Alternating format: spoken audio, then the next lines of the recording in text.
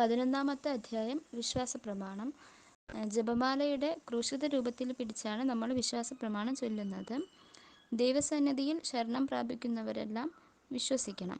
ദൈവസന്നിധിയിലേക്ക് കടന്നു വരാൻ ആഗ്രഹിക്കുന്നവരെല്ലാം ആദ്യം തന്നെ ചെയ്യേണ്ടത് ദൈവത്തിലും അവിടുത്തെ പദ്ധതികളിലും വിശ്വസിക്കുക എന്നതാണ്. ഒരാളുടെ വിശ്വാസം എത്രമാത്രം വലുതാണോ അത്രമാത്രം യോഗ്യത അയാളുടെ പ്രാർത്ഥനയ്ക്ക് ഉണ്ടായിരിക്കും. വിശുദ്ധര് അവരുടെ ജീവിതകാലത്തും മരണസമയത്തും അവർക്ക് അനുഭവിക്കേണ്ടി വന്നിട്ടുള്ള പ്രലോഭനങ്ങളെയൊക്കെ അതിജീവിക്കുന്നതിന്, പ്രത്യേകിച്ച് വിശ്വാസത്തിനും പ്രത്യാശയ്ക്കും എതിരായിട്ട് വന്നിട്ടുള്ള എല്ലാ പ്രലോഭനങ്ങളെയും അതിജീവിച്ചിരുന്നത് വിശ്വാസ പ്രമാണം ചൊല്ലിക്കൊണ്ടായിരുന്നു. രക്തസാക്ഷിയായ പത്രോസിൻ്റെ അന്ത്യമൊഴികളും വിശ്വാസ പ്രമാണമായിരുന്നു.